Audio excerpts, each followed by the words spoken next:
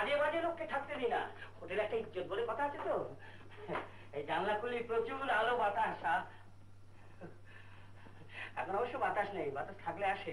ওদিকে একটা ছোট্ট বারান্দা আছে, এই দেখুন চাও দেখাচ্ছি।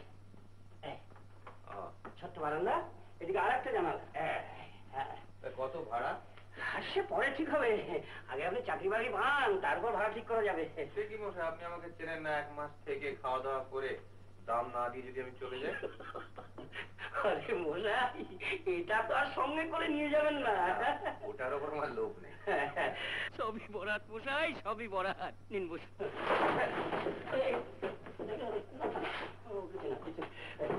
কিছু মনে করবেন না, এটা আমি বদলে দেবো।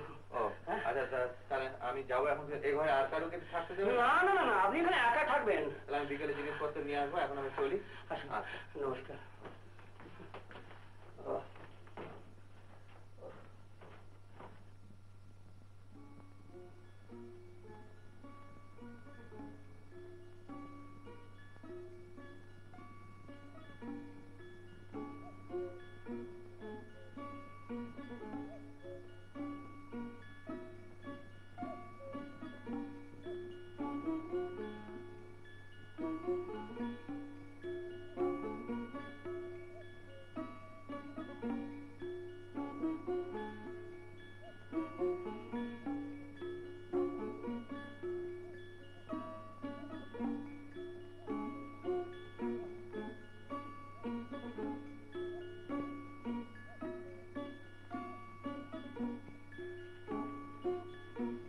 এই যে বাবু মশাই, প্রণাম হই। আপনার তো দেখাই পেলাম না। কই, আমাদের ওখানে তো আর গেলেন না। একটা থাকার জায়গা পেয়ে গেলাম, তাই আর বিরক্ত করিনি। কোথায় পেলেন? এইখানে?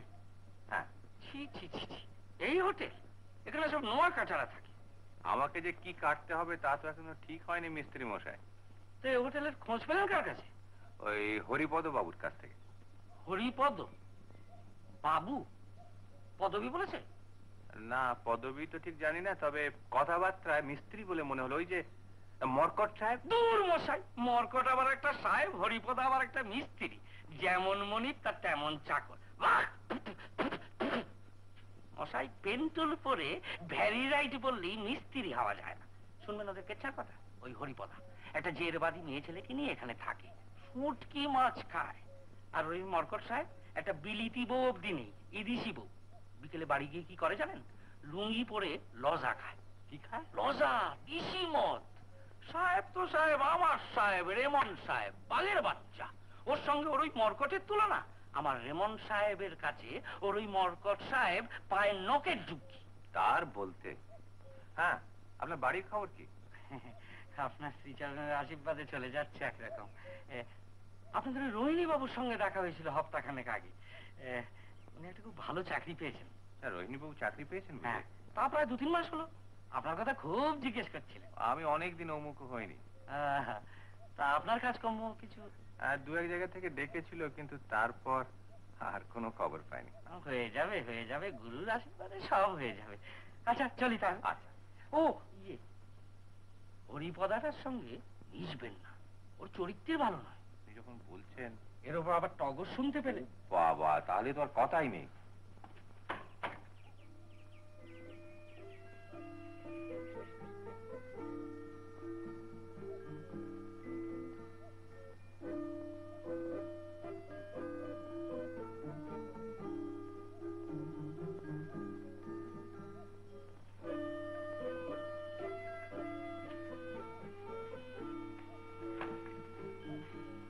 শ্রীকান্ত বাবু যে ভালো তো?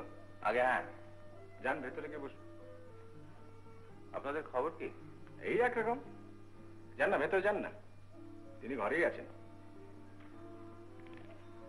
তা না হয় যাচ্ছি, আপনিও আসুন। না, আপনি যান।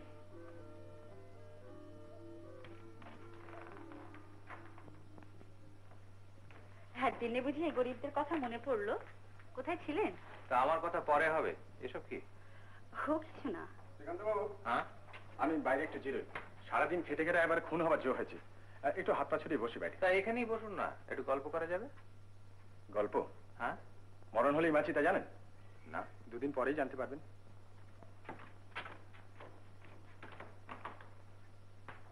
ব্যাপার বলুন তো? কিছু না। তো খাবারগুলো এভাবে পড়ে কেন? ও এমনি। তা আপনি কেমন আছেন বলুন? একটা চাকরি জোগাড় না হওয়া পর্যন্ত এই প্রশ্নের জবাব দেওয়া কঠিন।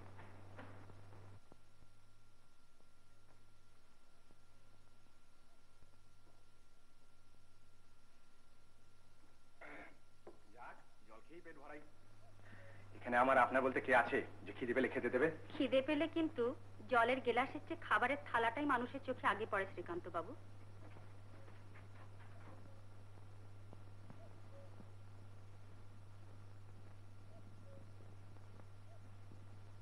শ্রীকান্ত বাবু, হ্যাঁ? সারাদিন অফিসে খেটে খেটে খিদে গা মাথা ঘুরছিল, তাই আপনার সঙ্গে ভালো করে কথা বলতে পারিনি। আপনি কিছু মনে করবেন না? না না না। আচ্ছা, আপনি যেখানে থাকেন সেখানে আমার একটা ব্যবস্থা করে দিতে পারেন? কিন্তু সেখানে তো লুচি মোহনভোগ হয় না। না না, তার দরকার কি?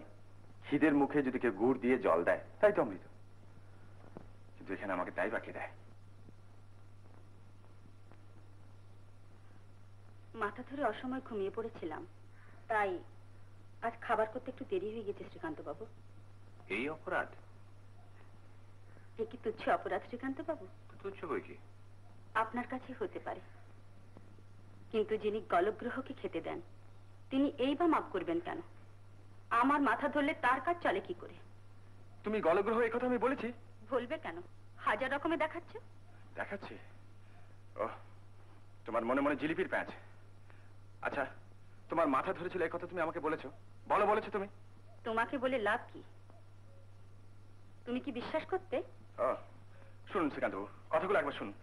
ওর জন্য আমি দেশত্যাগী হলাম, আমার বাড়ি ফেরার পথ বন্ধ। ওর মুখের কথাগুলো শুনে আমার যা হবার হবে। তুমি যখন ইচ্ছে দেশে ফিরে যাও। আমার জন্য তুমি কেন কষ্ট সইবে? তোমার কে আমি?